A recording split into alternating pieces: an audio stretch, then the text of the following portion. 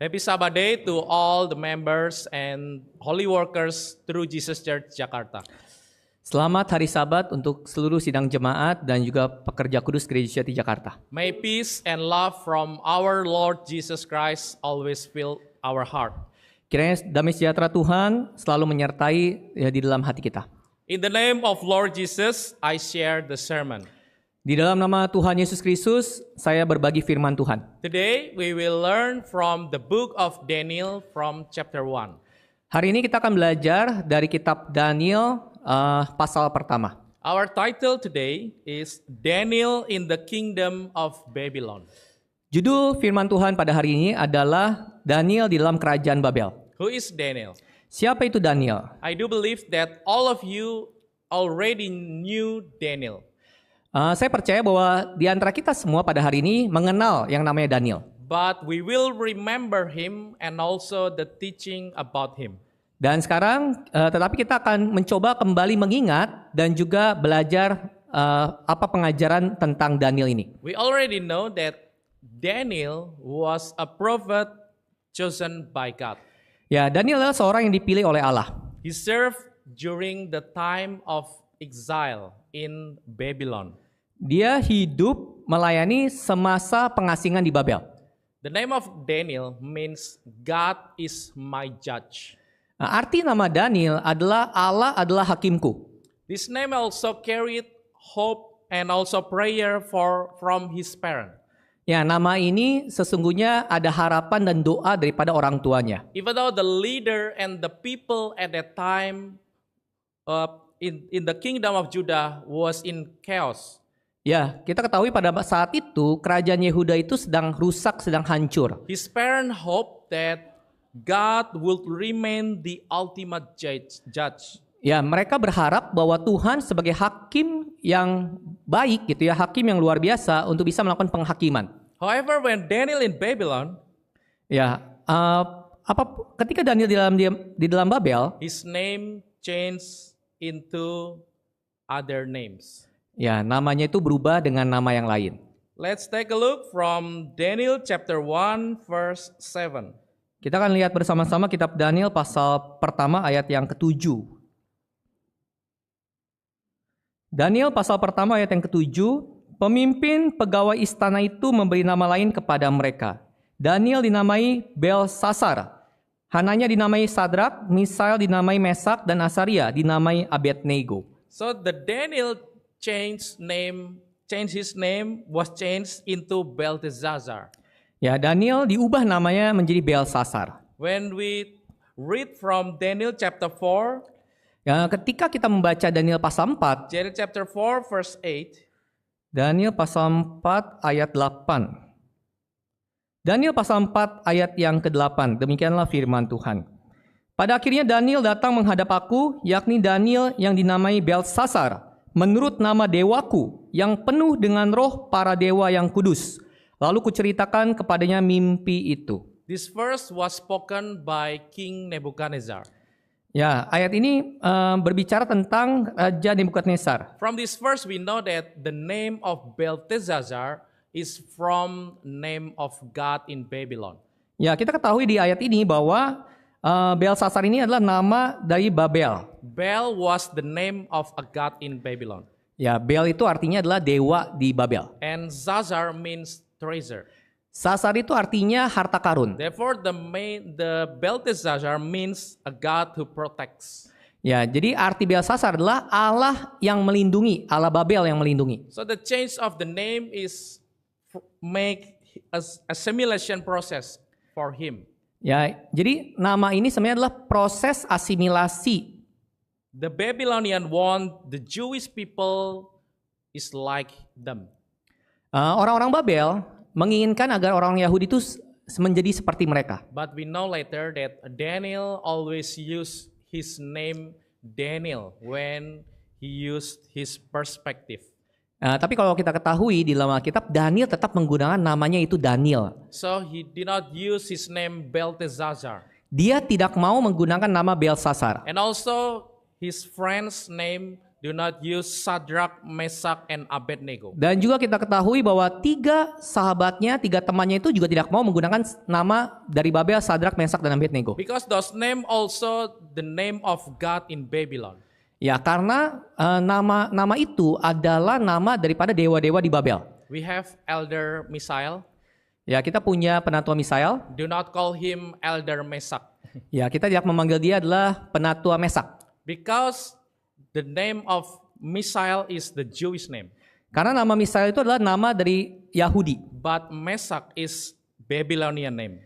Sedangkan Meshach, nama Meshach itu adalah dari Babel. Therefore, we know that Daniel was changed by King Nebuchadnezzar in a process of assimilation. Oleh karena itu, kita mengetahui bahwa nama Belsasar itu adalah sebuah proses asimilasi untuk mengubah nama Daniel dari Raja Nebukadnezar. But Daniel still used his name Daniel. Tetapi Daniel tetap menggunakan nama dia, yaitu Daniel. And later we know that why was Daniel in the king of Babylon and the kingdom of the Babylon. Ya, selanjutnya kita akan mengetahui bagaimana kehidupan Daniel gitu ya di dalam kerajaan Babel. We know from Daniel chapter 1. Kita lihat Daniel pasal 1 verse 1 until 3. Ayat 1 sampai dengan ayat yang ketiga. Daniel pasal 1 ayat 1 sampai dengan ayat yang ketiga.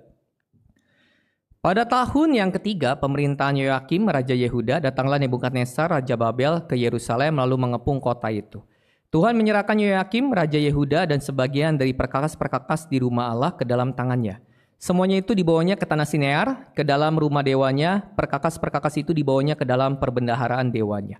Lalu raja bertitah kepada Aspenas, kepala istananya, untuk membawa beberapa orang Israel yang berasal dari keturunan raja dan dari kaum bangsawan. So from this verse we know that Daniel going into the kingdom of Babylon is not by himself. Dari ayat ini kita mengetahui bahwa Daniel ke Babel itu bukan karena keinginan dia. Because at that time King Nebuchadnezzar besieged Jerusalem during the 3rd year of the reign of King Jehoiakim. Karena pada saat itu terjadi sebuah pengepungan oleh Raja Nebukadnezar ke Yerusalem dalam tahun yang ketiga, ya pada pemerintahan Raja Yoyakim. It's at around 605 before Christ. Itu sekitar tahun 605 sebelum Masehi. This was the first attack in Jerusalem. Ini adalah penyerangan pertama di Yerusalem. Jerusalem was lost. Kota Yerusalem telah kalah. And some of the sacred vessels from the temple were taken into Shinar. Dan juga sebagian perkakas bait Allah itu dibawa ke tanah Sinear. You may remember that the city of Shinar. Kita mungkin mengingat kota atau tanah di Sinear itu, it was place that people built the Tower of Babel.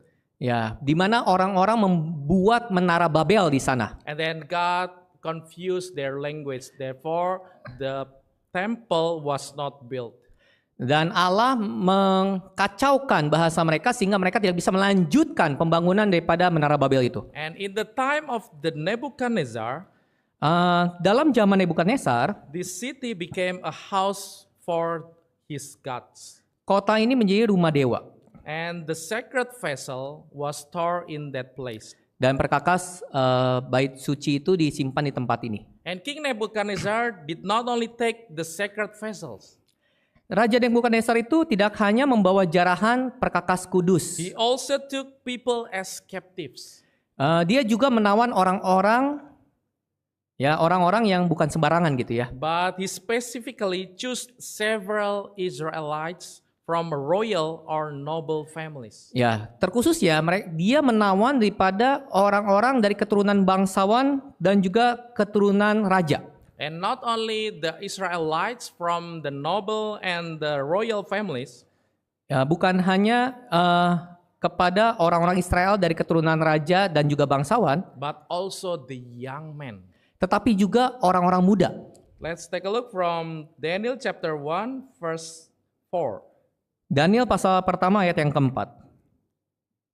Kita lihat Daniel pasal pertama ayat yang keempat, demikianlah firman Tuhan.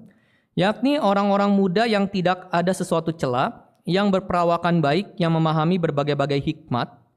berpengetahuan banyak, dan yang mempunyai pengertian tentang ilmu, yakni orang-orang yang cakap untuk bekerja dalam istana raja, supaya mereka diajarkan tulisan dan bahasa orang Kasdim. Let's continue in the verse 6.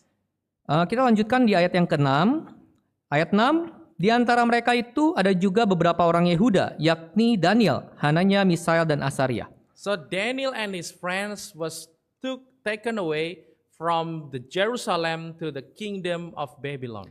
Jadi Daniel dan ketiga temannya, sahabatnya itu dibawa ke Babel. He was very young at that time. Dia pada saat itu masih sangat muda. It was estimated 17 or 16 years old.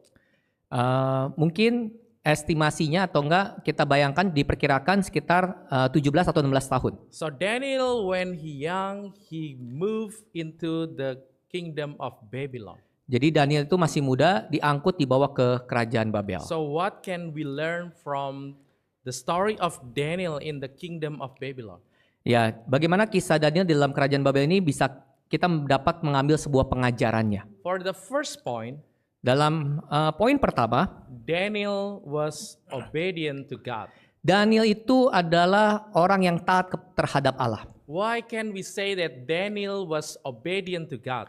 Bagaimana kita bisa mengatakan bahwa Daniel itu adalah orang yang taat kepada Tuhan? Because from the Daniel chapter 1, verse 3, 4, and also 6, Karena kalau kita melihat di dalam kitab Daniel pasal pertama ayat 3 sampai 4 dan juga ayat yang ke-6, it is said that Daniel and his friends was taken away and into the captivity.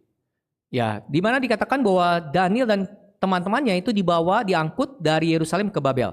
We know that we must understand that being taken to Babylon was not just a sign of Babylon power.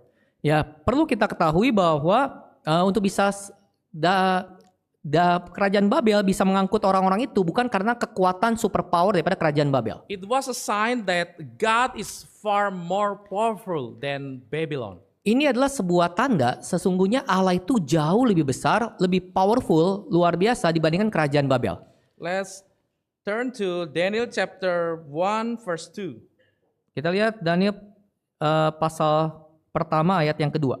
And the Lord gave Jehoiakim king of Judah into his hand. Tuhan menyerahkan Yoyakim raja Yehuda ke dalam tangannya. It's not because the king Nebuchadnezzar is more powerful than Jerusalem. Ini membuktikan bahwa Raja Nebukadnezar itu bukan berarti lebih berkuasa dibandingkan Yerusalem. But it's because the Lord gave them into Babylon. Karena ayat ini menjelaskan bahwa Allah lah yang menyerahkan ke dalam tangan Raja Nebukadnezar. Why the Lord give Israel, Jerusalem into Babylon? Kenapa Tuhan menyerahkan ya Yerusalem kepada kerajaan Babel? Jeremiah chapter 25 Kita lihat Yeremia pasal 25. verse 11. Yeremia pasal 25 ayat 11. Yeremia pasal 25 ayat yang ke-11, demikianlah firman Tuhan. Maka seluruh negeri ini akan menjadi reruntuhan dan ketandusan, dan bangsa-bangsa ini akan menjadi hamba kepada Raja Babel 70 tahun lamanya. Because God has a vision, has a prophecy about Jerusalem. Karena Allah itu punya tujuan, punya nubuatan tentang Yerusalem. Because the people become bad, so God moved them into Babylon. Karena orang-orang Israel pada saat itu menjadi tidak baik gitu ya, sehingga Allah menyerahkan kerajaan Yerusalem ini, Yehuda ini kepada Babel. And we know that being sent into exile was a negative. Ya, jadi sebenarnya apakah pengasingan itu negatif? Because it was punishment from God. Iya, negatif karena itu adalah hukuman daripada Tuhan. And in the time of the prophet Jeremiah, kalau di dalam zaman Yeremia, Nabi Yeremia, some people refused to go into exile. beberapa orang itu bingung ya untuk bisa mau diasingkan gitu ya, atau kembali gitu ya, atau dibuang, ditawan gitu. Why they refused to go into exile?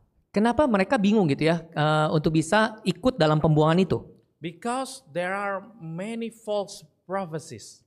Karena banyak nubuatan-nubuatan palsu pada saat itu. Oh, there are peace in Jerusalem. Do not go into exile. Banyak nubuatan palsu berkata bahwa jangan pergi dari Yerusalem. Tuhan akan memberikan damai sejahtera di negara itu, di tempat itu. But what our Lord said to them. Tetapi bagaimana firman Tuhan memberitahukan kepada mereka? Jeremiah chapter 27. Yeremia pasal 27 verse 8 to 11.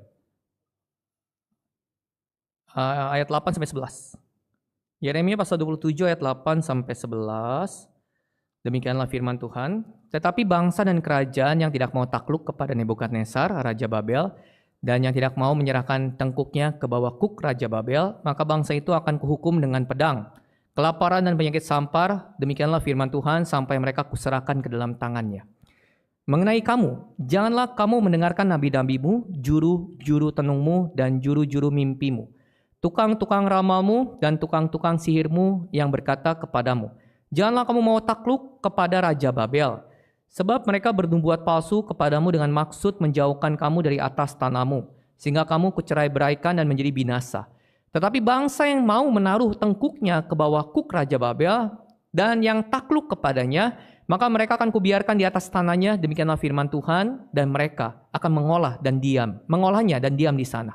God give mercy to the people who want to go to the exile in Babylon.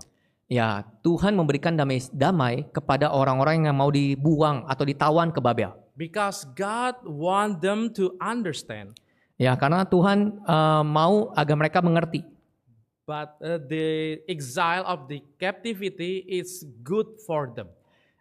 Pengasingan, pembuangan di Babel itu adalah suatu hal yang baik bagi mereka. Because from that punishment, karena dari penghukuman Tuhan, they will have a pure heart. Mereka bisa memiliki hati yang murni. They will come back to serve the Lord. Mereka kembali untuk bisa melayani Tuhan. And also other nation would know the God of Israel. Dan bangsa lain bisa mengenal Allah-nya Allah Israel. This show that God can use negative situation to show His purpose. Ya, jadi kalau kita lihat, Allah itu bisa menggunakan keadaan yang negatif itu untuk menunjukkan rencananya, kuasanya. So let's turn to Daniel. Ya, kita kembali kepada Daniel. So what did Daniel do? Apa yang Daniel lakukan? He chose to be obedient and submit to God's plan by going to Babylon.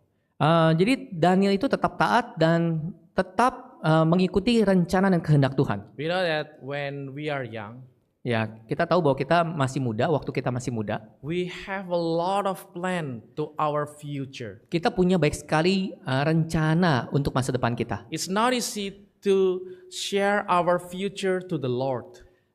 Apakah kita mungkin membagikan rencana kita kepada Tuhan? It's not easy to share. Untuk berbagi. Itu tidak mudah untuk berbagi. Because we have a lot of plan for our future. Ya, tidak mudah bagi kita untuk menyerahkan masa depan kita kepada Tuhan karena kita punya baik sekali rencana bagi masa depan kita. But Daniel obeyed God's plan. Tetapi Daniel itu mau mengikuti daripada rencana Tuhan. And also when Daniel was in the Babylon kingdom, ya, kita tahu bahwa Daniel ketika berada dalam kerajaan Babel, he have to follow the rules of King Nebuchadnezzar. Dia harus mengikuti daripada aturan ya Nebukadnezar. Let's open our Bible from Daniel chapter 1. Kita lihat, buka dalam Alkitab Daniel pasal 1 verse 4. Ayat 4. Daniel pasal 1 ayat 4.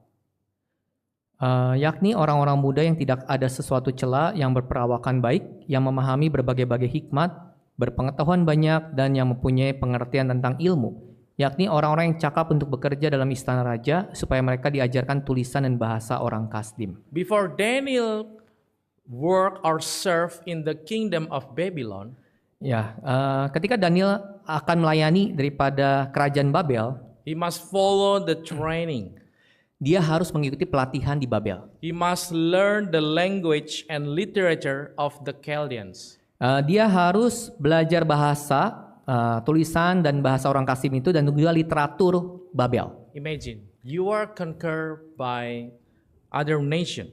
Ya, kita bisa bayangkan kita mungkin dijajah oleh bangsa lain. And then being forced to learn their language and also their culture. Dan kita harus belajar bahasanya dan juga budayanya. Would you be willing to do it?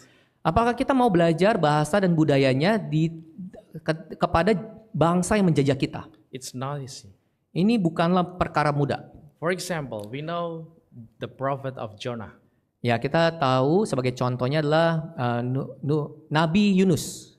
When God told him to preach repentance to Nineveh, Nah, ketika Tuhan memberikan perintah agar Yunus itu pergi ke Niniwe untuk bisa memberitakan pertobatan. Jonah refused and fled to Tarsus. Ya, Yunus itu sempat bingung, sempat tidak mau memberontak untuk pergi dan dia lari meninggalkan Tuhan ke Tarsis. Why?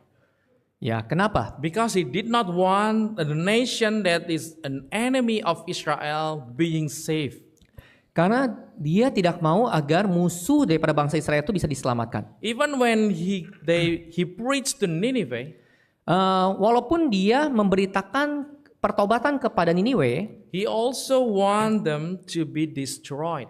Tapi dia punya sebuah keinginan untuk bisa Niniwe itu dihancurkan oleh Tuhan. Not being saved by God. Tidak menjadi selamat. Ya, tidak diselamatkan tapi dihancurkan. It's different from Daniel. Ini berbeda dengan Daniel. When Daniel in Babylon, ketika Daniel di dalam Babel, there is no record that Daniel refused to learn the literature and language of Chaldeans. Tidak ada catatan bahwa Daniel menolak daripada apa yang diperintahkan oleh kerajaan Babel. He only spoke up when it came to the matter of food. Ya, dia hanya berbicara, ya, menolak ketika dia harus makan makanan raja. Imagine that learning that your love is very, very easy. Kita bisa bayangkan ketika kita belajar sesuatu yang tidak kita sukai itu sangat-sangat sulit. It's different when you learn something you like.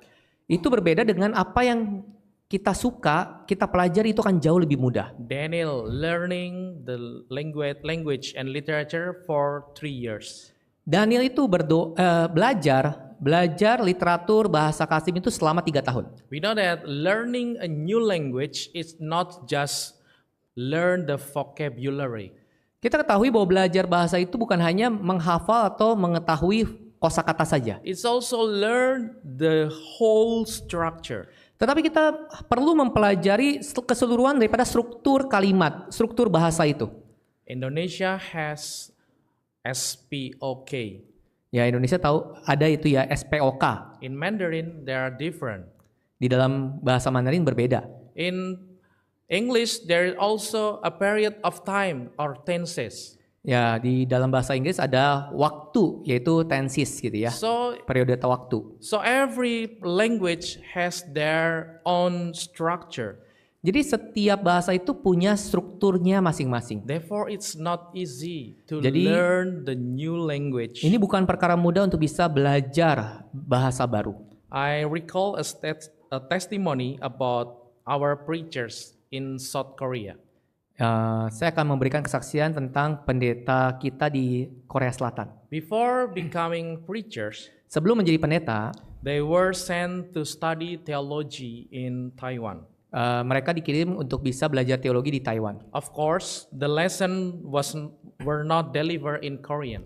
Kita ketahui bahwa pelajaran teologi itu bukan berarti dibawakan dalam bahasa Korea, but in Mandarin. Tetapi dalam bahasa Mandarin. Imagine their struggle. Kita bisa bayangkan bagaimana pergumulannya. They have to study the theological.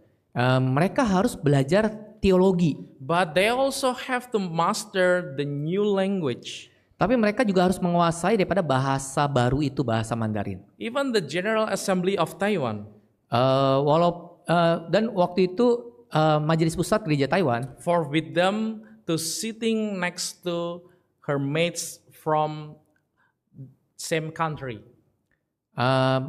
Tidak diperbolehkan orang-orang Korea itu duduk bersama dengan orang-orang Korea, tapi harus berbeda gitu ya. During the meals, they have to sit with the Taiwanese.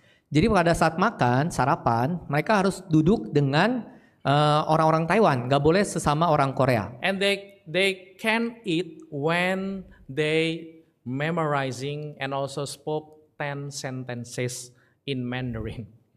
Jadi mereka tuh boleh makan ketika mereka bisa menghafal dan juga mengucapkan 10 kalimat ya. Sehingga mereka baru boleh makan. From this they learn a lot of Mandarin. Ya, mereka belajar baik sekali tentang Mandarin ini. Therefore, they graduate from theological and then coming back to South Korea. Oleh karena itu mereka bisa lulus di Taiwan itu dan mereka kembali ke Korea. They not only know the theological, Mereka bukan hanya mengetahui pelajaran teologi, but they also mastering or fluent in Mandarin. tetapi mereka juga akhirnya bisa punya bahasa Mandarin yang influence, yang itu ya fasih. So it's similarly with Daniel. Ini sama dengan Daniel. Daniel studied the language and literature of the Chaldean for 3 years. Daniel itu belajar literatur dan bahasa orang Kasdim selama 3 tahun. We know later that this is the training or preparation from God. Kita tahu bahwa ini adalah pelatihan dari Tuhan karena ada tujuan Tuhan. Because God want to use them in the Babylonian government. Karena Tuhan ini menggunakan dia di dalam kerajaan Babel. It's also give the learning to us. Ini juga memberikan pengajaran buat kita. Learning a new language is very, very important. Belajar bahasa baru itu adalah satu hal yang sangat penting. Why? Kenapa? Because it related to our mission. Karena sesuai dengan misi kita. What is the mission? Apa misi kita? Let's open our Bible, Mark chapter 16, verse 15, sorry. Mark chapter 16, verse 15. Mari kita buka Alkitab Markus pasal 16 ayat 15. Markus pasal 16 ayat yang ke-15. Demikianlah firman Tuhan. Lalu ia berkata kepada mereka, pergilah ke seluruh dunia, beritakanlah Injil kepada segala makhluk. This is our mission. It's not only preacher. Ini adalah misi kita, bukan hanya misi daripada pendeta. We know that God or Jesus want us to go all the nation and spread the gospel. Ya, misi Tuhan adalah bagaimana kita bisa pergi ke seluruh dunia memberitakan Injil kepada segala makhluk. Jesus also said that we are His witness from Jerusalem, Samaria, Judea, and also until the end of the earth. Tuhan Yesus pernah berkata ya, bagaimana kita menjadi saksiku di Yerusalem, Yudea, Samaria sampai ke ujung bumi. How can we be His witness when we only speak or mastering our local language? Bagaimana mungkin kita bisa pergi ke seluruh dunia kalau misalnya kita hanya menggunakan bahasa lokal kita, bahasa ibu kita, bahasa yang kita miliki hanya terbatas. Yeah, we know we can also preach, Tentu saja kita tetap bisa memberitakan Injil. but our reach is limited. Tetapi area kita itu sangat terbatas. But different with Daniel. Tetapi berbeda dengan Daniel. He is Jews, Dia adalah orang Yahudi. but God want to use him as his servant in the Babylonian kingdom. Tetapi Tuhan ingin menggunakan dia untuk bisa melayani di dalam kerajaan Babel. But not only in Babylonian kingdom, Dan bukan hanya di dalam kerajaan Babel. but God also use him through different kingdoms until the end of his life. Tetapi sampai kepada kerajaan selanjutnya dan sampai akhir hidup Daniel. Therefore, it's give us motivation. Oleh karena itu ini memberikan sebuah motivasi kepada kita semua. We can learn the languages. Kita bisa belajar banyak bahasa. It's a form of training before God use us. Ya, ini adalah sebuah masa di mana Tuhan melatih kita sebelum akhirnya Tuhan menggunakan kita. I also has another testimony. Saya punya kesaksian yang lain. During a World Delegate Conference in 2023 in Indonesia, Di waktu itu Kongres Internasional 2023 di Indonesia, there was a sister. ada seorang saudari. Our sister is voluntary, serve as an English interpreter. Saudari kita ini adalah relawan yang sebagai penerjemah, English interpreter. Penerjemah Inggris. But she also could mastering Korean. Tetapi dia juga bisa berbahasa Korea. And then she can speak with our preachers from South Korea. Dan akhirnya ya kemudian dia bisa berbicara bahasa Korea kepada pendeta-pendeta Korea. When the preacher asks, when you learn the language of Korean, Pendeta Korea bertanya, dari mana kamu bisa belajar bahasa Korea? she said that she use online resources. Ya, dia berkata bahwa saya belajar dari resources, sumber daya di online gitu ya. And also she watch Korean dramas. Dan dia nonton drama Korea. So she is not just wasting her time by watching Korean dramas. Jadi dia bukan hanya menghabiskan waktu untuk nonton drama Korea saja. It's not for only for entertainment, Bukan hanya sebagai entertainment, hiburan. but as a tool to learn a new language. Tetapi juga menjadi sebuah alat untuk bisa belajar bahasa baru. Today we may interested in Chinese drama. Ya, sekarang kan lagi in ya, tren drama Cina, Dracin. We can use this also for learn a new language. Nah, kita bisa menggunakan tools ini, media ini untuk bisa belajar bahasa baru. And we can also use other resources from online to learn a new language. Dan kita bisa menggunakan berbagai macam sumber daya yang ada di dalam online untuk bisa belajar bahasa. We can use the online videos, Kita bisa menggunakan video online, and also we can download apps. kita to bisa download learn a new aplikasi. language. And if you have a chance, you can also use your language for gospel. Dan kita bisa menggunakan kesempatan itu bisa memberitakan Injil. Therefore, when you learn a new language Oleh karena itu ketika kita belajar bahasa baru and you have more time, dan kita punya banyak waktu let's join in theology. dan bergabunglah di teologi. But I don't have much time. Oh, saya tidak punya banyak waktu. Oh, you can only join in voluntary. Ya, kita bisa join relawan ya volunteer tahun ini di Singapura. Or you can use our pastoral work to preach the gospel. Atau kita melakukan pengembalaan di dalam gereja untuk bisa memberitakan Injil. Like Daniel. Seperti Daniel. He served God by obey his plan. Dia melayani Tuhan dengan ketaatannya sesuai dengan rencana Tuhan. Even though he is in the difficult circumstances, Walaupun dia menghadapi sebuah ujian yang berat. he did not quickly blame God for his challenge. Dia tidak langsung menyalahkan Tuhan karena ujian ini. He made think that these circumstances giving opportunity to learn something. Dia melihat bahwa pengujian ini ya adalah sebuah kesempatan dia belajar sesuatu. It seems like us. Itu sama seperti kita pada When hari ini. God tests us in a difficult circumstances, Mungkin Tuhan menguji kita dalam kondisi yang sulit. we must follow his plan. Kita harus mengikuti rencananya. Maybe God prepare us to be his witness. Mungkin Tuhan mempersiapkan kita untuk bisa menjadi alat kesaksiannya. Therefore, we can share our great testimony to encourage one and another. Dan setelah itu kita bisa menjadi kesaksian, kita bisa berbagi kesaksian itu kepada orang lain untuk bisa menguatkan orang lain. Because we know that God do not plan evil for us. Karena Tuhan itu bukan menetapkan rancangan kejahatan atau rancangan kecelakaan bagi kita. Jeremiah chapter 29 verse 11. Yeremia pasal 29 ayat 11. Let's read together in bahasa. Mari kita baca bersama-sama dalam bahasa Indonesia. Yeremia pasal 29 ayat yang 11.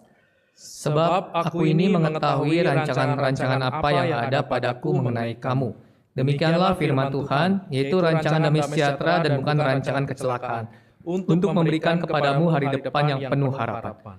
So our circumstances now, Jadi pada hari ini setiap pergumulan, setiap pengujian, God prepare for the best future.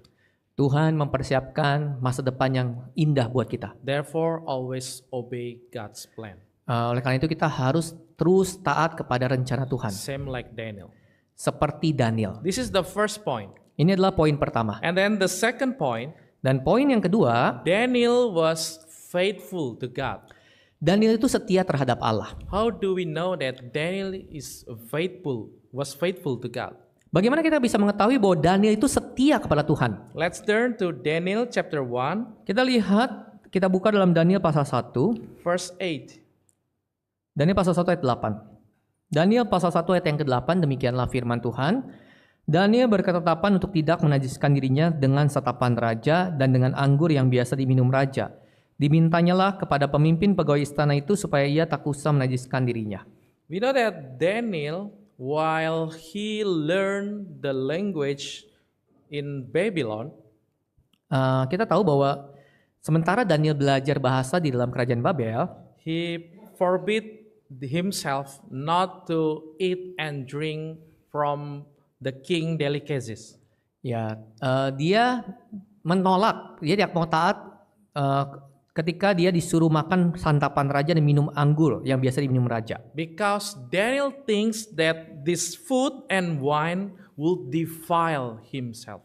Karena dia tahu bahwa makanan dan minuman raja ini mungkin bisa mencemarkan dirinya. Because Daniel is a Jew. Karena Daniel itu adalah orang Yahudi. And he was bound by the law of Moses. Dan dia harus taat kepada hukum Taurat.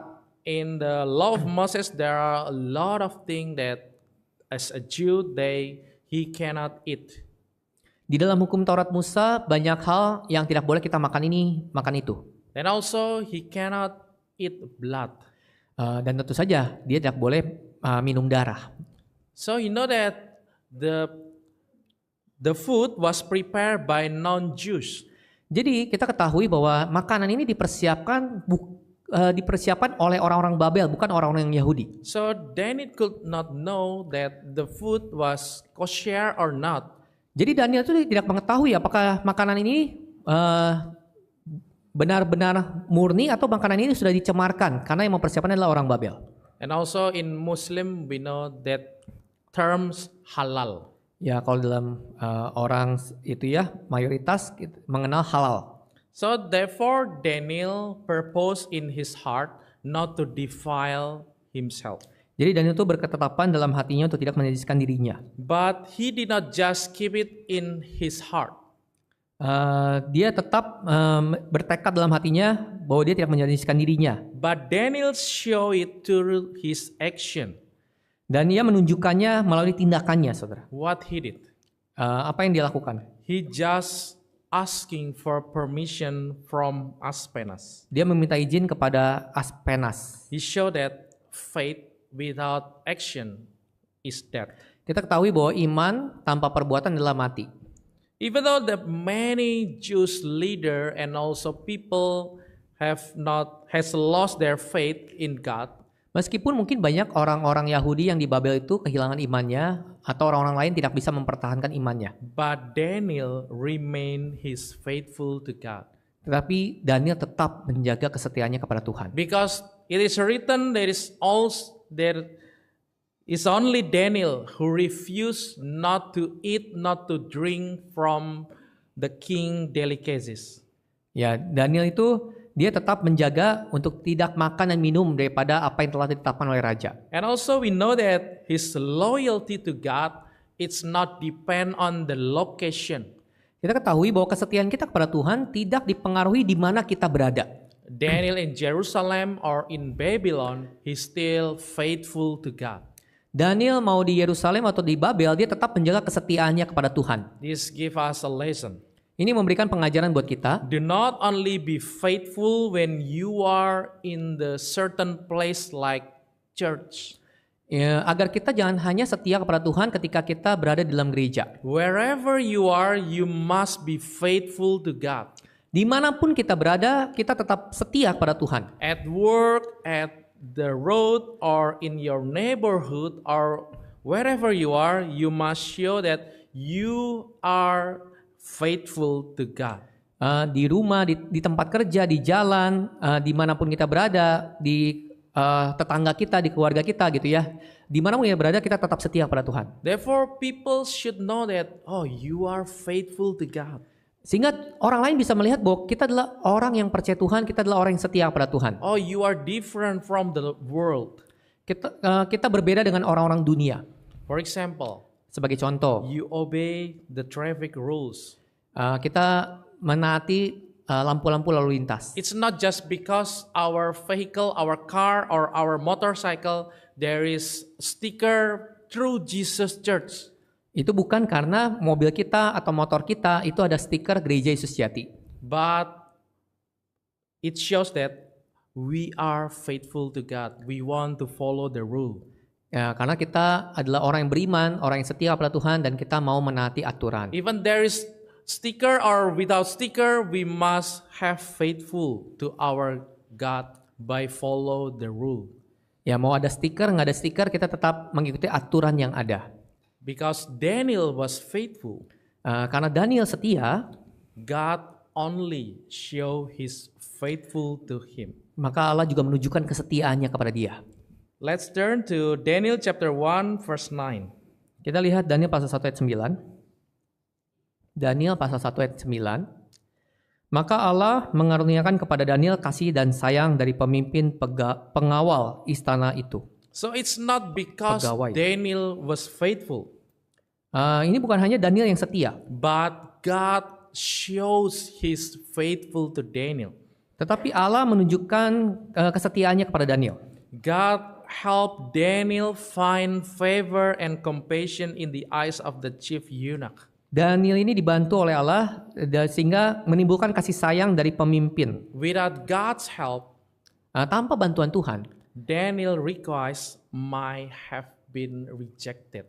ya mungkin Daniel itu akhirnya ditolak gitu ya. And God also show his power. Tuhan itu bisa menunjukkan kuasanya. Let's turn to Daniel chapter 1 verse 14. Daniel pasal 1 ayat 14. Daniel pasal 1 ayat 14. Demikianlah firman Tuhan. Didengarkannya lah permintaan mereka itu, lalu diadakanlah percobaan dengan mereka selama 10 hari. They agreed to make a test with Daniel for 10 days. Ya, mereka mengetes Daniel ya selama 10 hari.